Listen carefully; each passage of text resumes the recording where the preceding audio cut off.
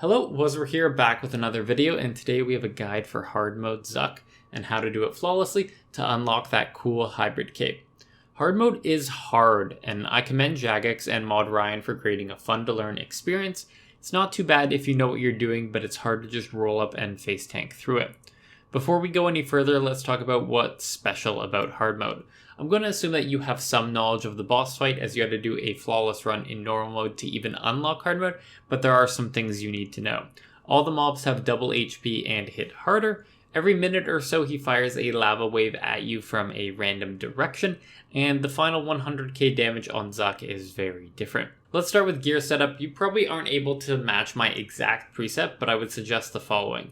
Have some sort of magic tank armor, whether that be Crypt Bloom, Acto Primeval, or Sea Singers. With how many things that are hitting you, it's very important to have Animate Dead lower that damage. Crypt Bloom really helps a lot, but Animate Dead is the real carry at this fight.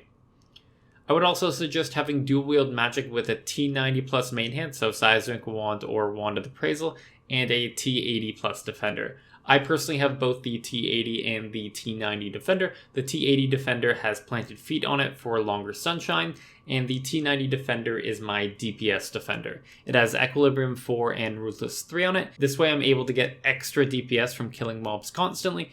The Defender is important because it adds about 90 damage reduction onto Animate Dead.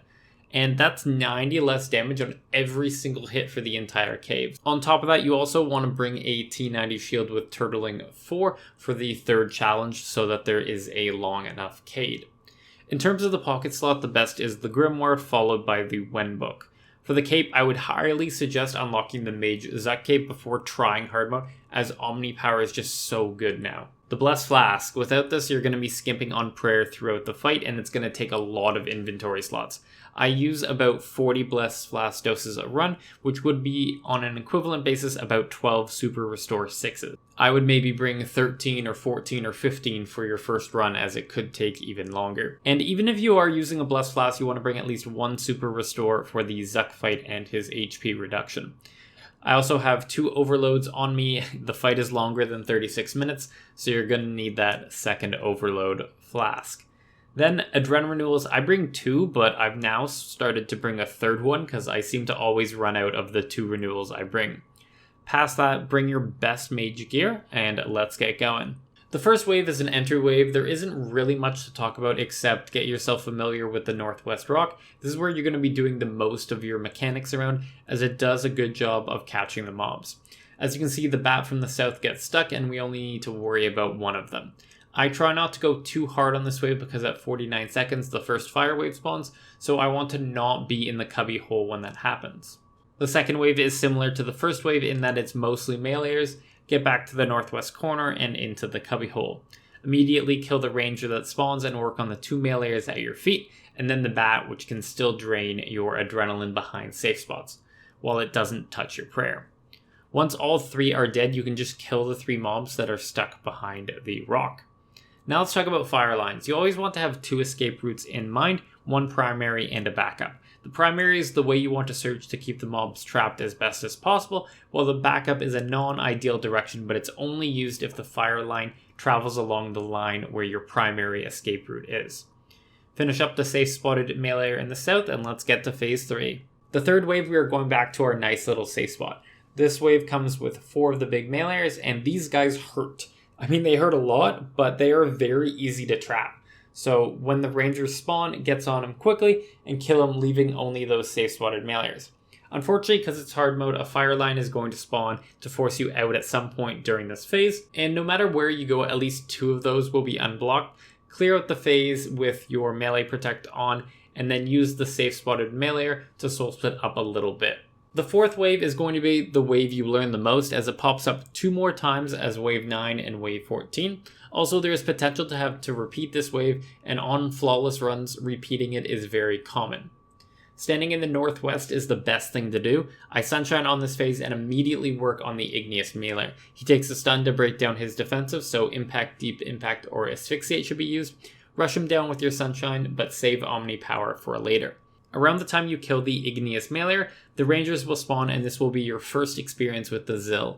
They are deadly. Not only do they have not only do you have the least damage reduction and armor against them, but they also get 10% more damage on every attack they do. This is why we saved Omni Power to basically one-shot this Zil. Work on the other trash mobs that spawn, the Meleeer and the Ranger. As long as you don't go too far west or east, the two mobs in the south will stay trapped. Eventually you will want to trigger the Igneous Ranger. This requires a threshold or ultimate ability in order to deal full damage, so another Omni Power can work well to lower him quickly. Once the Igneous Ranger is dead, you can run south and deal with the safe-spotted Meleeer. By standing max range, the mages trapped behind the Meleeer are unable to reach you and deal damage, so try to be as far away as possible. Once the Meleeer is dead, you don't need to worry about your movement and can just clear out the remaining mages, as they're the only style left, leaving you with only the Igneous Major in the southeast to go. To deal full damage to the Major, you need to deal damage while melee distance once, and then you're able to walk away. Build up to 100% Adrenaline, and don't use too many thresholds on this guy, as you want your cooldowns for the middle. Once he's dead, you get an extra action button which you can use to activate, but don't do it right away. Zuk will spawn minions that will try to hit you as you want to damage Zuk, so wait for them to spawn, and from there you're able to activate the action button to insta-kill them all. To trigger wave 5, you need to deal 100k damage in the short period of time, and that's hard for mage unless you SOA spec. So most of the time you're going to have 20 to 30k damage left to go, and if that's the case, you're going to need to repeat wave 4 all over again. Wave 5 eventually gets triggered by getting Zuk to 1.1 million HP, and he will put you in a ring like in normal mode. This is the same as normal mode, except the mobs have double HP, so it's much harder. I would Greater Chain into Omni Power to kill 2 of them, then Wild Magic and bleed 1 and Asphyxiate and bleed another. Then there's going to be 1 last, so you can Greater Conk into Gothic Staff to get it. Unfortunately, I missed this one by a tick, so it's not a perfect flawless run.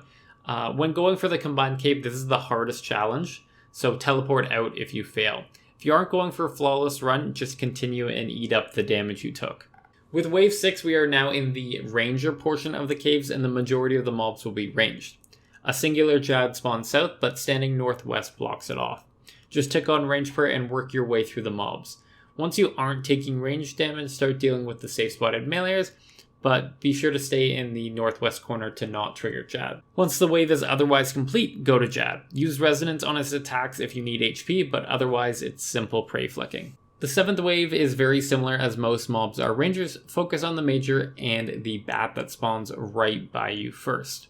These bats are deadly, as they can virtually kill all your prayer points in one attack, making you take increased damage from all the mobs that are hitting you.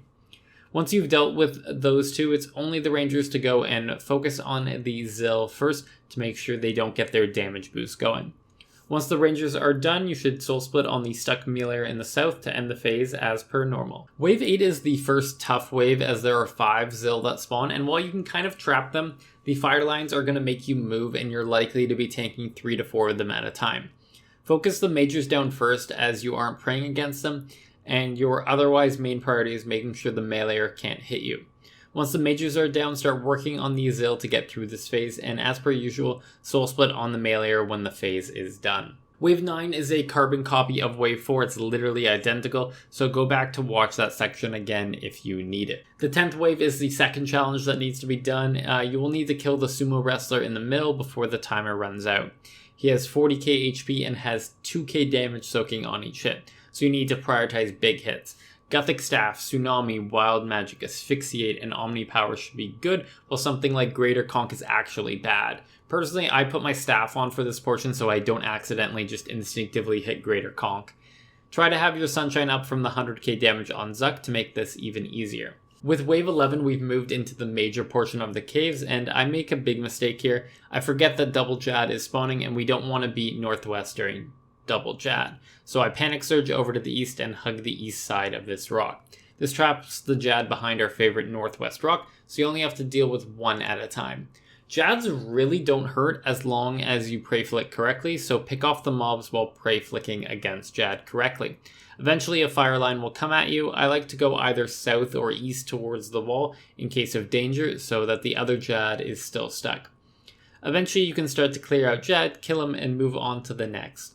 With only one Jad, it's very easy, so just prep yourself for a tough Wave 12. Wave 12 is the hardest wave in the entire caves, a combination of 2 big dogs and 2 Zills spawning on you, and it gets very deadly. I tried standing other places, but no matter where you are, they seem to get on you. First, find that stupid bat that seems to always get your prayer points and kill it right away. Range pray, use some defensives, and knock down the Zills. From there are no other range mobs attacking you, so mage pray and work your way through the mobs, starting with the big dog and then the other mages hitting you. For wave 13, we are going back to the corner. On this wave, there are 2 Zills and 4 dogs. By standing northwest, we only get 2 dogs and 1 Zill on us. Make sure to prioritize killing the Zill as it's your only range enemy in range. I really like hitting this fire line as it's a spicy phase if you move and trigger more enemies, but do not do what I do. I was 1 tick from death as I wasn't 100% adren when the line spawned, so I had to use another ability to build up. Work your way through the phase, being careful to not trigger the Zill in the south to be able to attack you. With all the mages dead, you can then eventually trigger him. He's going to have massive amount of stacks, so he can hit very high. Use Reflect, catch a res, or use Devotion if needed to survive. But with him, you're through wave 13. If you've made it this far, you're at a point where you're through the tank test portion, and it's all about just not making a mistake the rest of the way through. Wave 14 is a repeat of wave 4 and wave 9, so if you still need info on it, circle back to wave 4. For wave 15, the third challenge involves taking no damage from the invincible tiny Hers. Get yourself up to at least 80% adren as you hit 900k total HP on Zuk, which gives you time to build up to 100% by the time they spawn. When you see the spawn, Cade with a T90 shield on, as this gives you 18 seconds of no damage, which is more than enough to get through their whole attack. Feel free to build or soul split on them as it doesn't affect anything with the challenge. Once the challenge is done, you want to search south for the triple Jadway. We're going to stand on the south side of the east rock as it traps 2 of them, and lets us do it one by one. DPS quickly on the first one as you don't want a fire line to come out with 3 Jads, but once the first one is dead, rotate up the rock so you can attack the second Jad. A fire line will come out as you are dealing with the second Jad and dodge accordingly. Once you're onto the final Jad, it's smooth sailing. One piece of advice I would have would be to end the third Jad at 100% adrenaline so you can dump on Har-Aken immediately. Wave 17, or the Har-Aken fight. I wouldn't call this fight particularly difficult, but it's a mental drain to stay paying attention to everything for the long time it takes to kill it. He will spawn on either the east or west edge, and from there you want to sunshine.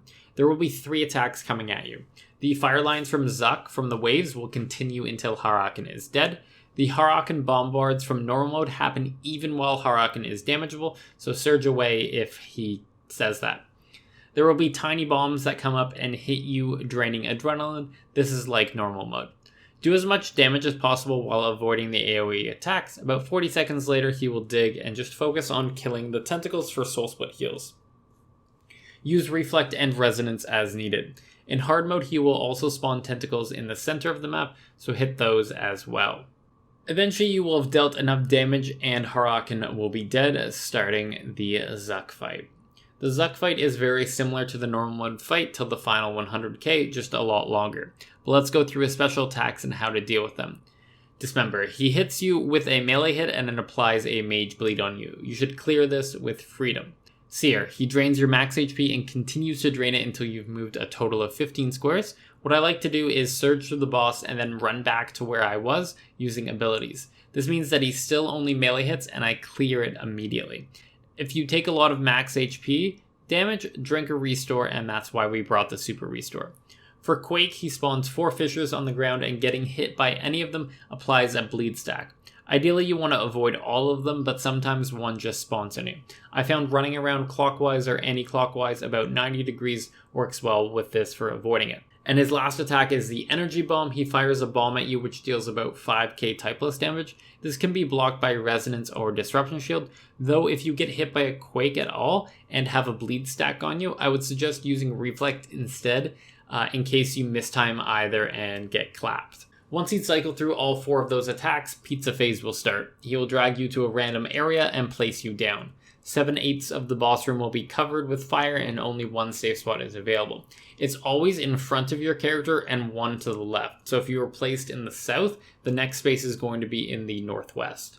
Each time a safe spot opens, an Igneous minion spawns, starting with melee. It requires a stun, so use Deep Impact into Conk into Asphyxiate, as that seems to do a good job on clearing it out. The second minion is range, so it requires a Threshold or Ultimate to take care of it. I usually just Omni Power and then some basics, and it's usually dead. The last minion is Mage, which requires stunning MD, so I just Surge BD to it and then kill it with whatever Mage abilities I have up. Once all three are dead, you can interrupt Zuk's instant kill attack. This is identical to normal mode, as the minions here do not have double HP. Do this over and over again until Zuk gets to 100k HP. One thing I do like to do is I like to stall the insta kill until I'm able to Sunshine, so that I'm able to do as much damage to Zuk in the times you can actually damage him. The final 100k isn't too hard, and it's a little bit of a letdown that the easiest part of the fight is the end of the fight. Just run around in circles damaging the spires, as AoE bombs are constantly launched at you. Every time it gets down to 0 HP, it's going to damage Zuk by 20k and start a bar charging on him. When that bar is full, it deals a large typeless hit that will likely kill you. There are many ways to mitigate it. You can use Resonance, Disruption Shield, Barricade, or Immortality, as they all keep you alive. I usually go Resonance first, Disruption Shield on the second, Resonance on the third, and then I'll Barricade on the fourth, as Disruption Shield isn't up yet. And then for the fifth one, you don't need anything, as Zuk dies right away when you get the pillar to 0. Your run energy is likely to eventually run out, so you can bring a stamina energy potion with you, or you can just use Reflect when you can no longer run, and by the time your Reflect is up, you'll be able to run again. And with that, you have your Zuk done and your Zuk cape. It really is something that seems so difficult until you do it, and then it's just about repeating what you've already done. It's hard, but not impossible, so just keep pushing. It took me a couple hours to even get to wave 10 on hard mode, but once I got to Zuk, I felt so much more confident coming back, and haven't not gotten to Zuk since then. I hope you enjoyed the video. If you have any questions, leave them down below, but past that, have a good day, and I'll catch you on the next one.